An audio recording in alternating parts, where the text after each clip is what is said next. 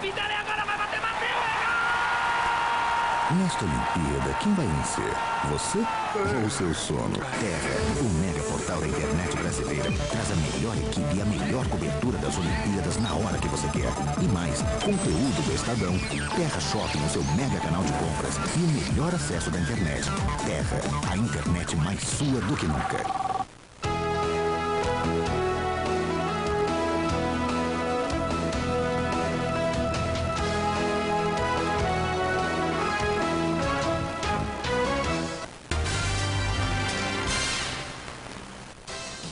Review, você escolhe, a Globo News exibe. Arquivo N. Espanha, a escalada terrorista do grupo separatista basco ETA. A nova geração de jovens radicais. A perplexidade do governo. Um histórico dos atentados que em 30 anos mataram mais de 800 pessoas. Review, nesta terça, 10h30 da manhã e 4h30 da tarde. Vamos fazer passeios ecológicos em cenários incomparáveis. Recuperar as forças com muitas delícias. Conversar com um povo que leva a vida simples. Conhecer gente que se aventura. Ver a criatividade de artistas anônimos. Via Brasil, descobrindo nosso país. Com Celso Freitas. De segunda a domingo, 7h30 da noite.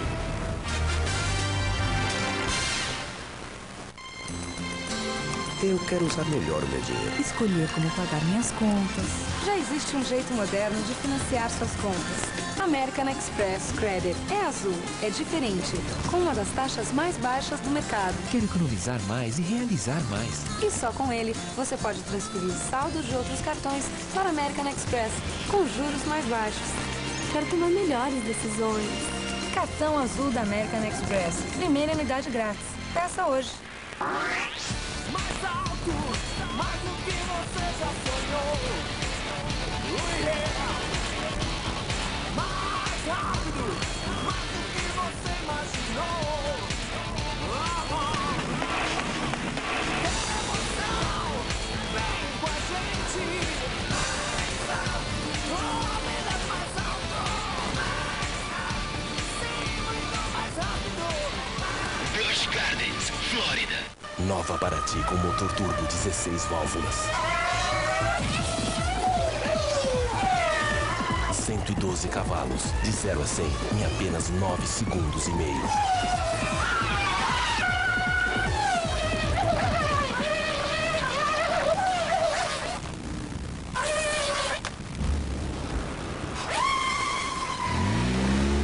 Paraty, agora com o motor mais moderno do país.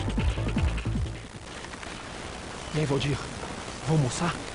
Não vou almoçar não, vou ficar por aqui olhando imóvel. Aí? É, aqui no computador, um portal novo que eu descobri, chama Planeta Imóvel. Tem todo tipo de imóvel e dá pra visitar daqui mesmo. Pô, que legal, cara. É o máximo, eu vou te mostrar uma aqui, olha só. O que você tá olhando aí atrás, rapaz? Eu tô procurando uma casa de fundos. Para com isso, vem olhar aqui. Olha só. Acesse já Planeta Imóvel, o maior portal de imóveis do Brasil.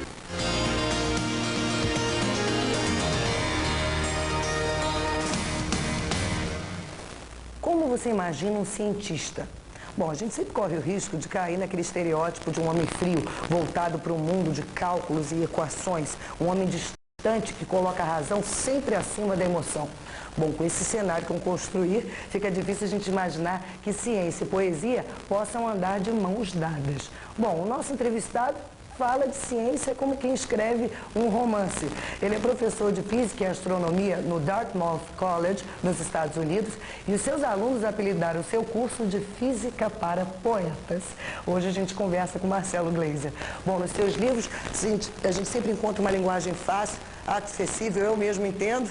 Esse é o objetivo e é isso que falta em alguns cientistas?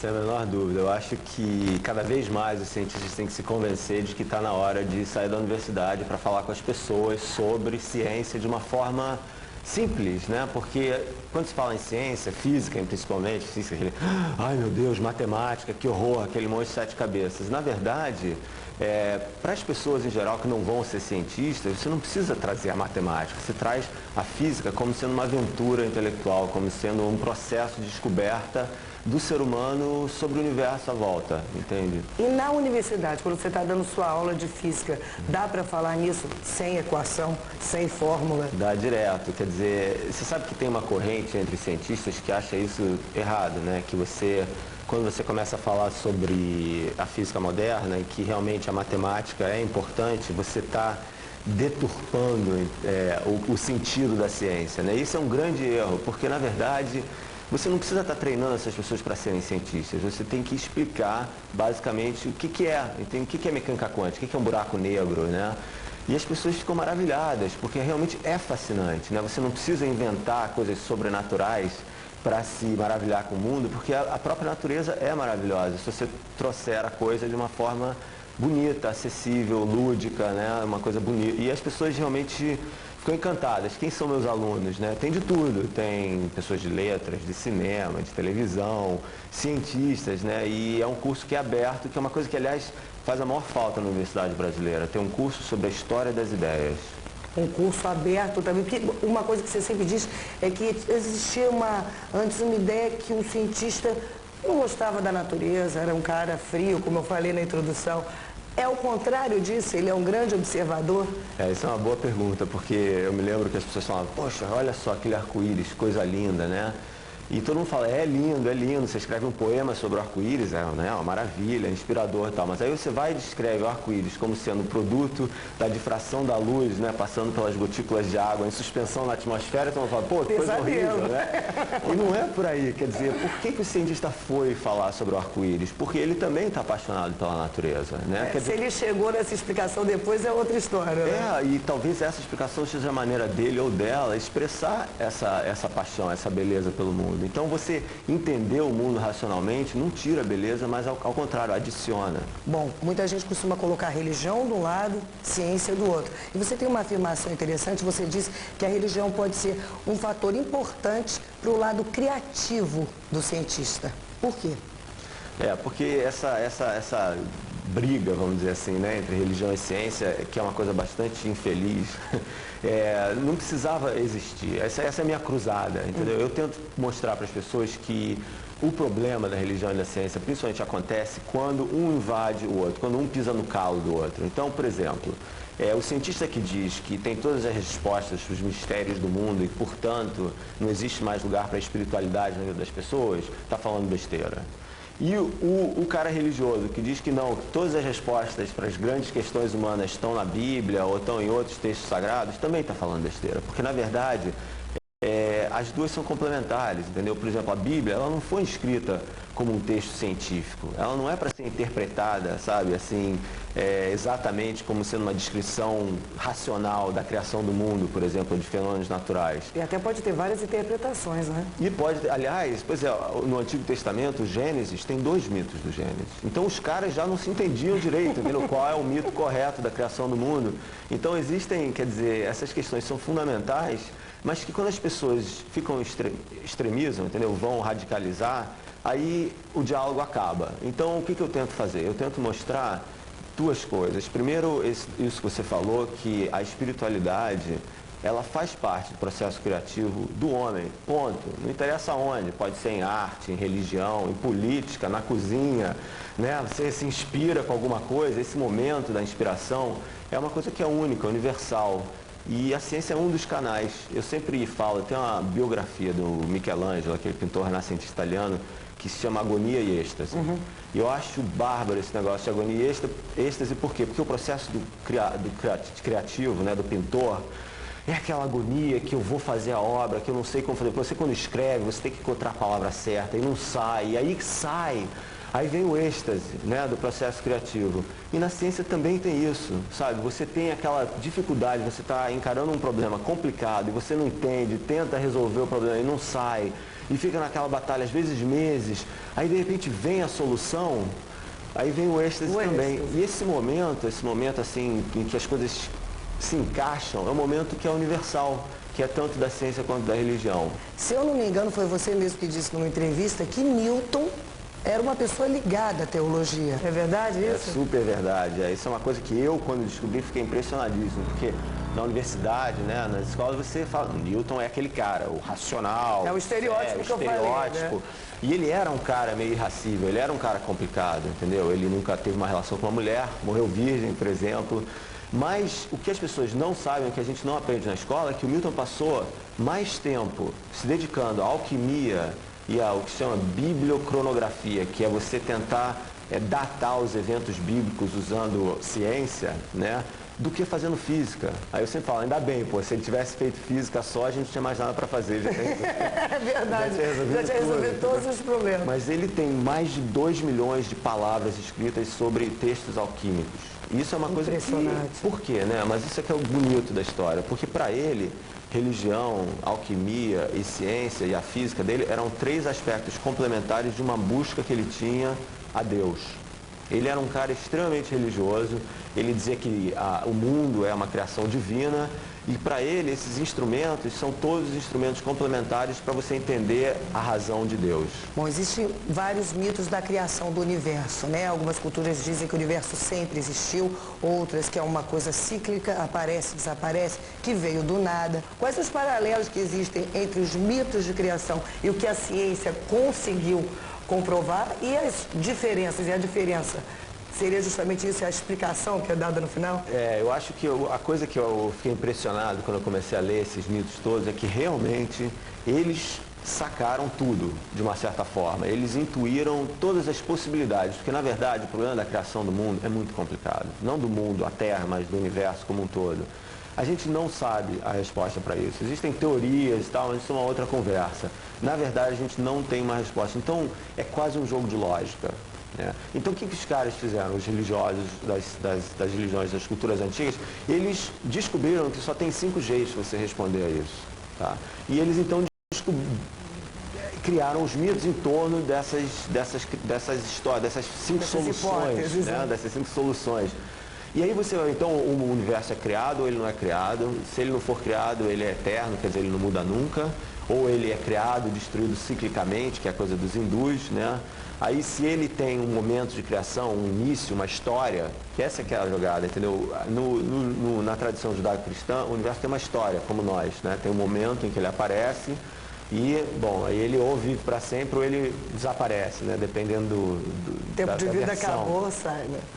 Então, a ciência, de uma certa forma, ela redescobriu essas soluções de uma forma completamente independente. Ou seja, eles mostraram que, usando a relatividade geral, que é a teoria do Einstein para descrever a evolução do universo como um todo, você chega a soluções que são muito parecidas, de uma forma metafórica, com esses mitos. Mas a grande diferença é exatamente o que você falou.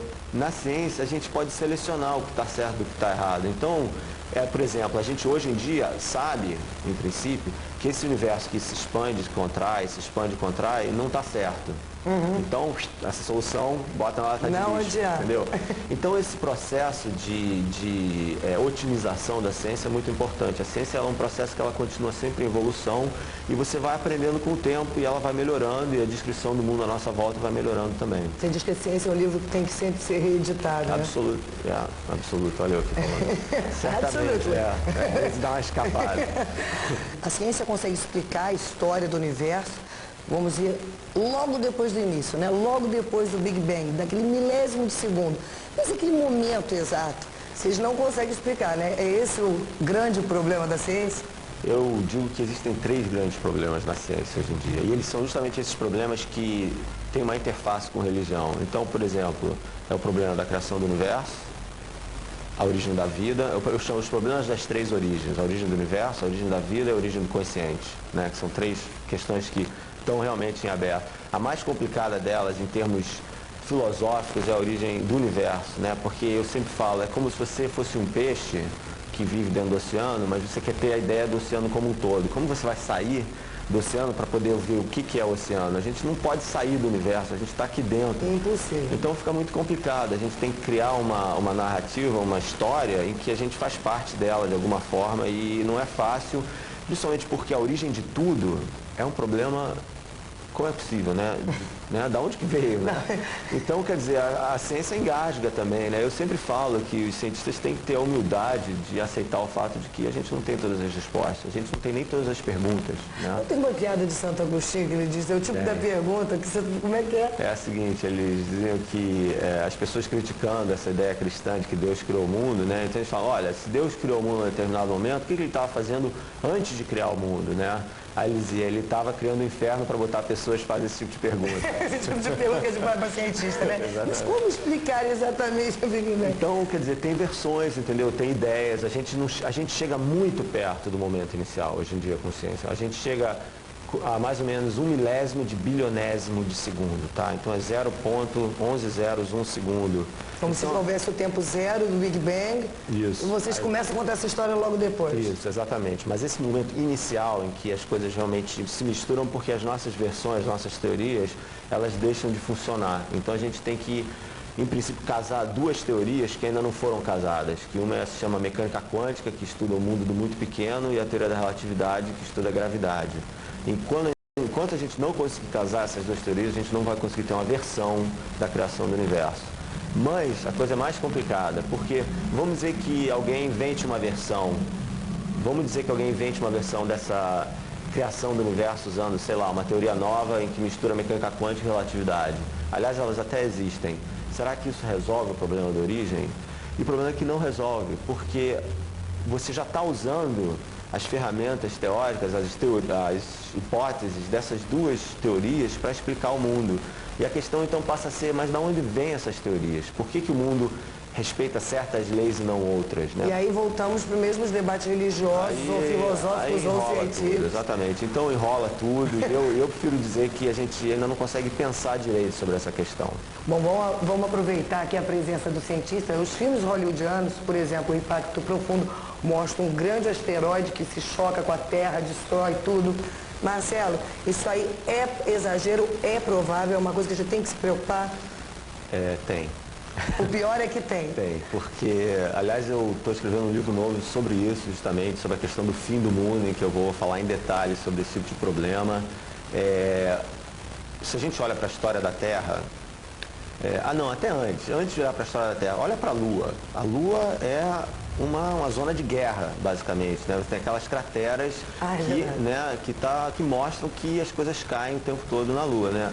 Aqui na Terra, a gente tem uma vantagem que a gente tem uma ótima atmosfera e a gente também tem muita atividade geológica, entendeu? Tem erosão, tem terremotos, tem coisas que mexem. Então a gente tem poucas crateras aqui na Terra, a gente só tem 150 crateras na Terra. Mas isso não significa que os objetos celestes não possam cair aqui. Então, até fazendo uma ligação que a gente estava falando antes sobre religião, se você olha no Antigo e no Novo Testamento, sempre que você tem um relato de fim do mundo, você tem também uma quebra dessa ordem cósmica, como vem uma estrela que cai do céu, no próprio livro, na Revelação, né, no final do Novo Testamento, ele fala do fim do mundo como sendo marcado por quê? E uma estrela cai do céu, destruindo 1/3 das águas e dos rios, etc. Então tem essa marca.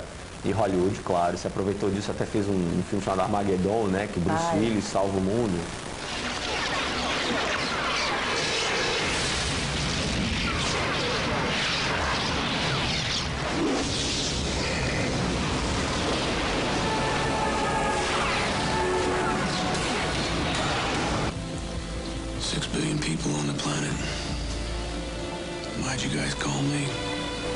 E Armageddon é justamente o lugar onde as forças do bem e do mal vão combater no juízo, no dia do julgamento final.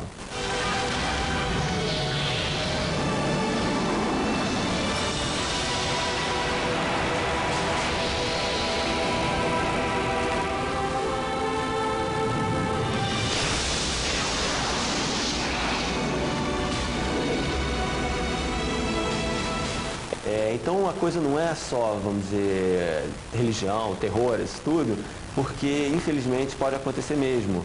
Hoje em dia a gente não tem a menor dúvida que os dinossauros, há 65 milhões de anos atrás, foram extintos por uma colisão de a gente não sabe se é um asteroide, que é uma pedra, vamos dizer assim, ou um cometa, que na verdade é uma bola de gelo misturada com alguns metais raros.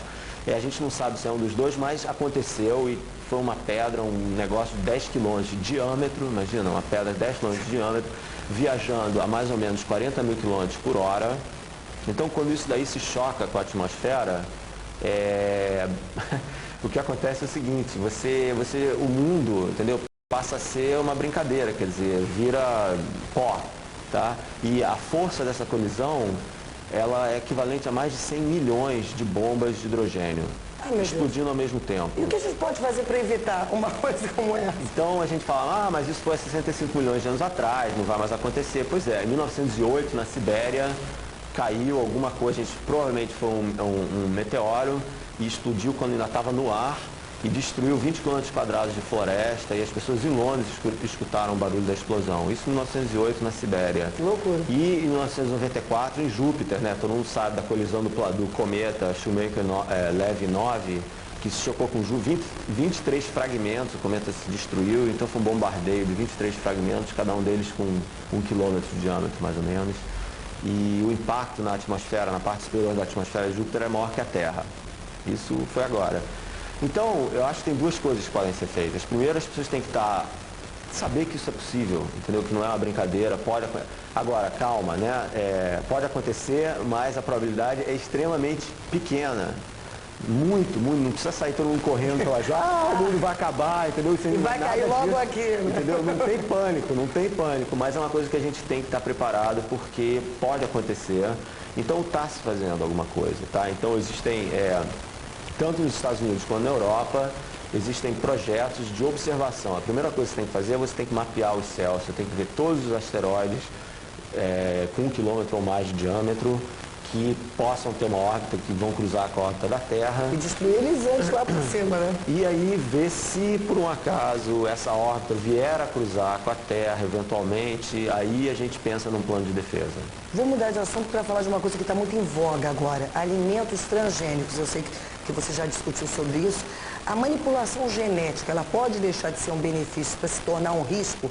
A minha pergunta é, a gente tem que tomar mais cuidado do que a gente está tomando com esse assunto? Eu sempre digo que ciência tem um lado luz e um lado sombra, né? Quer dizer que você pode explorar novas tecnologias para o bem ou para o mal. A energia nuclear é um exemplo, né? Tem aquela promessa de energia barata, mas aí tem o lixo nuclear, tem os acidentes nucleares, tem as bombas. Então existe um problema, né? Que você tem que estar sempre ligado no fato que a ciência pode trazer complicações para a sociedade. Os alimentos transgênicos é um exemplo disso, em que a gente está interferindo quer dizer, a intenção é ótima, né? Você criar um milho, por exemplo, que pode ser imune a uma praga e que rende mais a planta, um tomate de 20 quilos, quer dizer, essas coisas em princípio são muito boas, mas o que precisa ser feito é uma análise muito detalhada, com muito cuidado, dos possíveis impactos desses alimentos no ambiente em torno deles. Então, por exemplo, agora em Cornell, na Universidade de Cornell, nos Estados Unidos, fizeram uma pesquisa que as larvas da borboleta monarca que crescem em torno das plantações de milho, elas morrem quando comem o pólen que vem desses milhos transgênicos. Então, quer dizer, uma coisa está se alastrando, né, pelo sistema ecológico em torno. E isso é uma coisa muito séria, né, porque o mundo é uma espécie de cadeia. Então, você arrebenta um elo, a cadeia toda pode se arrebentar. Pode cair, né? Então, o que precisa ser feito? Não é, vamos proibir pesquisa em genética, de maneira alguma. Isso daí é que nem liberdade de imprensa. Você não pode proibir o avanço da ciência, mas você pode monitorar e você pode testar esse avanço. Então, o que eu digo é que as pessoas, a sociedade tem que estar a par, tem que estar ligada no que está acontecendo para poder opinar de uma forma democrática sobre os destinos da ciência. Quer dizer, não pode mais ficar aquela coisa no laboratório, não pode ser uma coisa só comercial fechada, porque tem interesses econômicos muito sérios que comprometem, vamos dizer assim, a ética científica, né? O cara não vai revelar um novo remédio, uma nova planta, porque ele quer vender o produto. Então, acho que existem certas questões éticas que passam por cima desses interesses comerciais e tem que passar, e você tem que ter comitês do governo e de cientistas sem interesses econômicos que possam realmente estudar com calma as possíveis consequências ecológicas, etc., desse tipo de alimento transgênico. Nessas palestras que você vem fazendo aqui no Brasil, você está no Brasil para isso, você justamente traz à tona assuntos como esse que são de interesse da sociedade, para justamente a gente possa participar também desses problemas, né? Eu sempre falo que hoje, mais do que nunca, você conhecer ciência é você exercer sua cidadania, porque você, com alimentos transgênicos, com poluição global, com questões de engenharia genética, né? Você usar ou não manipular tecidos fetais e clonar animais humanos, eventualmente. Isso são coisas que você, querendo ou não querendo, vão interferir na vida das pessoas. E as pessoas têm que estar a par disso para elas poderem participar desse processo, porque senão elas vão ser manipuladas, né? Completamente. Vão viver num mundo que elas não vão mais entender. E nem participar. E nem participar. Uma última pergunta, vamos falar de extraterrestres. A gente sabe, você já disse uma vez, que com certeza existe vida em outros planetas, mas vida inteligente. Quais são as possibilidades, na sua opinião? Você já fez a separação básica, né? Que é justamente essa, de separar a possibilidade de existir vida e separar de vida inteligente. São duas coisas muito diferentes. E eu uso um exemplo ótimo para isso. Os dinossauros. Os dinossauros estavam aqui há mais de 100 milhões de anos. Eles eram muito burros, mas estavam tranquilos, né? Eles estavam numa boa, não tinha... Então, mas aí veio o tal do cometa ou asteroide e destruiu os dinossauros completamente. Por que eu estou usando esse exemplo? Porque ele mostra que inteligência não é uma necessidade da teoria da evolução, ou seja, você não precisa ser inteligente para dominar, vamos dizer assim, a cadeia, né, a cadeia de alimentos, a cadeia ecológica, né, de vida. Para continuar existindo milhões de anos. Eles estavam bem, entendeu? Não precisa criar máquinas, tecnologia, nada disso. Então, o que acontece é o seguinte, hoje mais do que nunca as pessoas estão percebendo que o desenvolvimento de inteligência na Terra realmente é a consequência de uma série de acidentes aleatórios que foram acontecendo. Então você repetir essa história é muito difícil, porque são coisas que têm uma probabilidade muito pequena.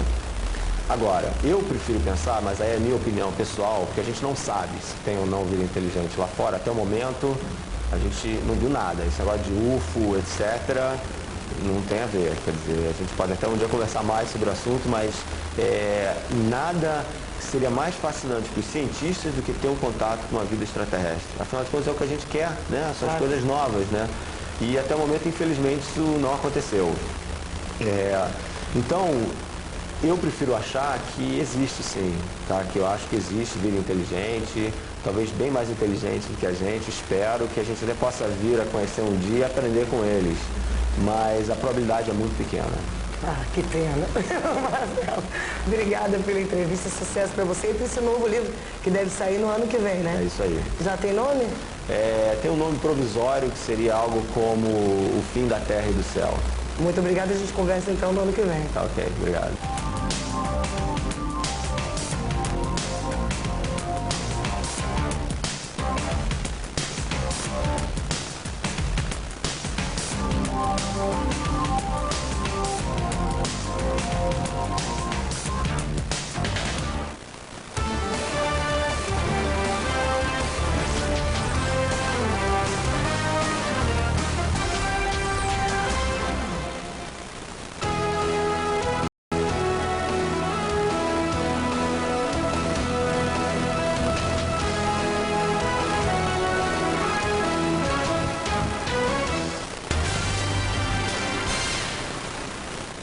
Há 100 anos morria o filósofo profeta alemão Friedrich Nietzsche. Para marcar o centenário da morte de Nietzsche, nós conversamos com a professora Rosa Maria Dias, o professor Henrique Antum, a professora Irley Franco e o professor Oswaldo Giacoia.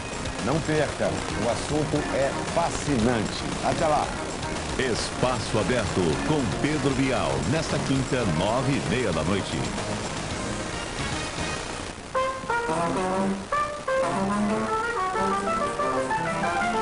Uma parceria de muito sucesso e grandes histórias. Zé da Velha e Silvério Pontes estão lançando mais um CD. Eu já toquei com muita gente, né? Com muitos músicos bons por aí. Mas a afinidade que eu tenho com o Silvério, que nós temos um com o outro, é uma coisa fora de série.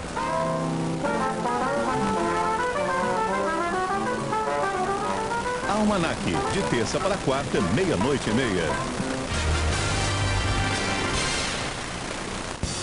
Leia em época desta semana a vida de Hebe Camargo, a mais celebrada apresentadora de programas de auditório do Brasil e sua participação ao longo dos 50 anos de existência da televisão brasileira.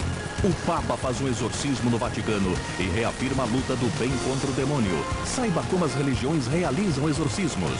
A socialite brasileira Margarida Vasconcelos conta como foi ferida em ataque no Timor-Oeste. Revista Época, já nas bancas. Brasileirão 2000, Copa João Avelange. Você não pode perder nenhum lance do maior campeonato de futebol do país. Ligue agora mesmo para a central de atendimento da sua operadora, compre o seu pacote e assista a jogos exclusivos, incluindo as partidas realizadas na sua cidade. Não fique fora de nenhum clássico. São os maiores clubes do país disputando o título mais importante do nosso futebol. Premier Esportes, mais opção na sua TV. Olimpíadas 2000. Apoio Terra, a internet mais sua do que nunca. McDonald's, o restaurante oficial das Olimpíadas. Paraty 1.0 16 válvulas turbo, a única Station 1.0 com 112 cavalos. E Embratel, faz um 21, via Embratel, seu dinheiro fala mais.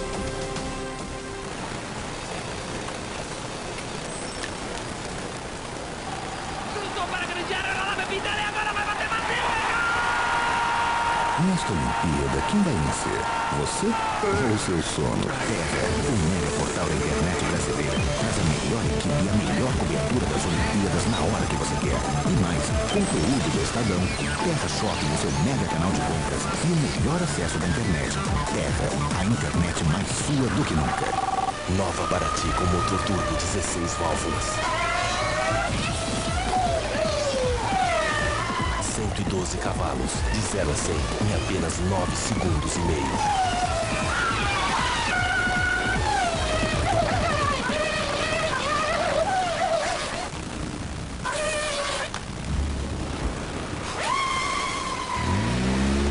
Paraty, agora com o motor mais moderno do país. Tarifas Todo Mundo 21. Via Embratel, seu dinheiro fala mais. Alô? Hello? Are you there? Hi, George! Estados Unidos, só 74 centavos o minuto. Pronto, amorinho, che voglio parlare così, Itália, só R$1,29 o minuto. Tá lá? Como vai? Portugal, só R$1,28 o minuto. Qualquer dia, qualquer hora. Quer pagar menos? Faz um 21.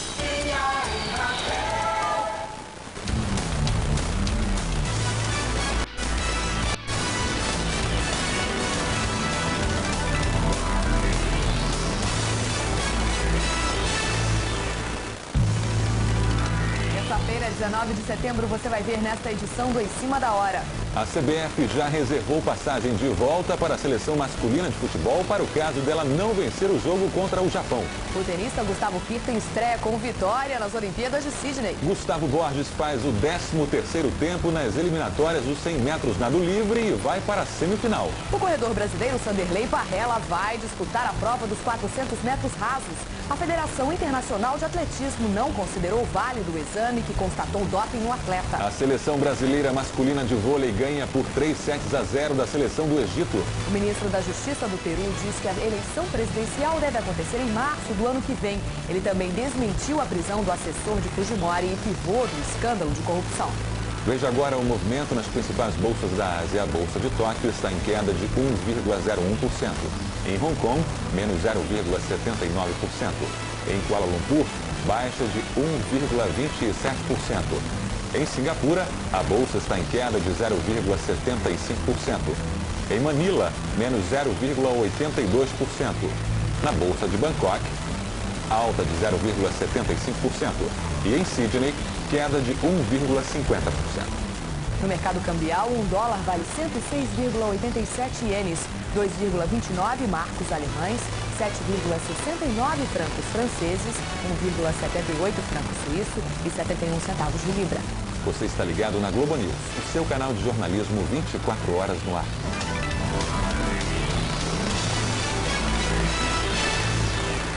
O desembargador da 7ª Câmara Criminal do Rio de Janeiro acaba de expedir um novo mandado de prisão para o empresário Jair Coelho, o rei das quentinhas, e as 3 sócias dele na empresa Brasal. No início da noite, Jair Coelho foi solto por determinação da juíza Luciana Cair, que relaxou o pedido de prisão do empresário. Jair Coelho foi para uma clínica na zona sul da cidade e vai ser informado da decisão do desembargador. O empresário que forneceu quentinhas para os presídios do Rio durante 10 anos é acusado de sonegação fiscal e falsidade ideológica. A liberdade do empresário Jair Coelho durou menos de meia hora. Uma liminar foi expedida pela 7ª Câmara Criminal, restabelecendo o mandado de prisão. Eu soube por telefone, fui avisado pelo Ministério Público e imediatamente determinei a equipe que seguisse para o hospital. Há 2 equipes da Polinter no local e eu estou solicitando agora uma escolta da Polícia Militar, porque essa atribuição de escolta em hospitais é da Polícia Militar. De acordo com o diretor da Polinter, o médico Marcelo Fabrício, considerou inconclusivos os exames feitos anteriormente pelo empresário. Jair Coelho esteve internado no Hospital Souza Aguiar e na Clínica de Cardiologia de Laranjeiras na semana passada. Nós dependemos, para a volta dele, de um parecer do médico que o está acompanhando na Clínica Procardíaco. Por enquanto, a informação que nós temos da equipe médica é que ele vai ser submetido a um exame e logo que isso seja concluído, ele poderá ser transferido. Os sem terra voltaram para a porta da fazenda da família do presidente Fernando Henrique Cardoso, em Buritis, Minas Gerais. E acabaram destruindo uma câmera de vídeo com o selo da presidência da República, que era usada por um funcionário do governo. Os sem terra limparam cedo o pátio da escola onde estavam acampados desde quinta-feira, no distrito de Serra Bonita. Adultos e crianças comeram arroz e carne no café da manhã para aguentar a caminhada. Mantimentos e animais vivos foram trazidos para garantir, no mínimo, mais 10 dias de acampamento em Buritis. A carga foi colocada em caminhões. Os 400 sem terra fizeram uma rápida assembleia e decidiram marchar em direção à fazenda Córrego da Ponte, da família do presidente Fernando Henrique. Organizados em 2 filas, os sem terra marcharam carregando bandeiras, paus e enxadas.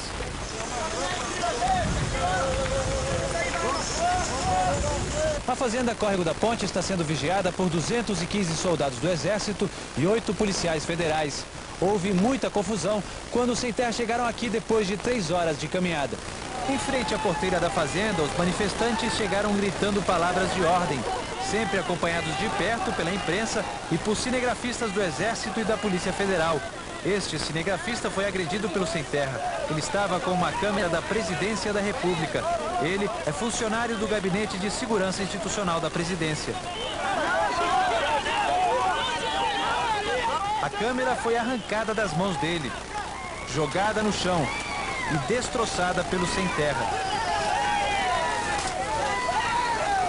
À tarde, tudo ficou mais calmo. Os sem terra montaram um acampamento em frente à fazenda, onde pretendem ficar até que o governo aceite negociar com a MST. O governo acusa os sem terra de formação de quadrilha e por tentar atingir a figura do presidente da República. A Advocacia Geral da União pediu à Polícia Federal a abertura de inquérito contra os sem terra. O governo quer ainda a prisão preventiva dos chefes do MST que voltaram a acampar em frente à fazenda da família do presidente Fernando Henrique. A vigília em frente aos prédios públicos, que começou na terça-feira passada, vai continuar. É o que promete o MST. Segundo o movimento, a mobilização em 14 estados. E os sem terra não pretendem recuar. Reafirmaram também em Brasília que vão permanecer acampados em frente à fazenda do presidente Fernando Henrique. A coordenação nacional do MST descarta invasões, mas decidiu reforçar o protesto com um jejum dos integrantes. A partir de amanhã iniciaremos um jejum nacional, onde participará não só os trabalhadores sem terra, como também personalidades públicas da igreja, dos sindicatos, das entidades da sociedade civil, para tentar sensibilizar o governo da necessidade de nós fazer uma reunião. Para o governo, os protestos do MST são chantagem. O ministro da Reforma Agrária não quer conversa com sem terra enquanto houver mobilização e já adiantou que não há como atender o pedido do movimento de aumentar para R$2.000 o financiamento para todos os assentados a juros fixos de 1,5%. O nosso intuito é negociar.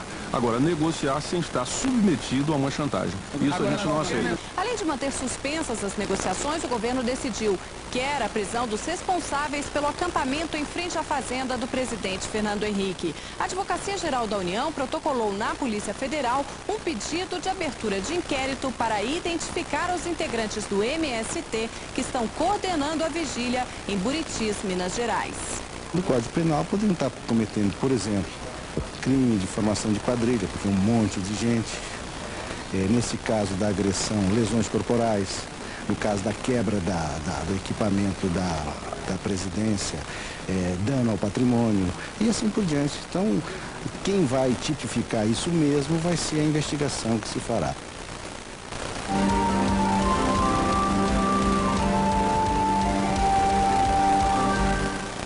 A equipe brasileira nas Olimpíadas recebeu um reforço de peso no atletismo. Vamos a Sydney ao vivo com André Trigueiro, direto do Centro de Imprensa. André. 3h07 da tarde em Sydney, falamos em videoconferência direto da redação da Globo News. A Federação Internacional de Atletismo não considerou válido o exame antidoping feito por Sanderley Parrella e ele vai disputar os 400 metros rasos.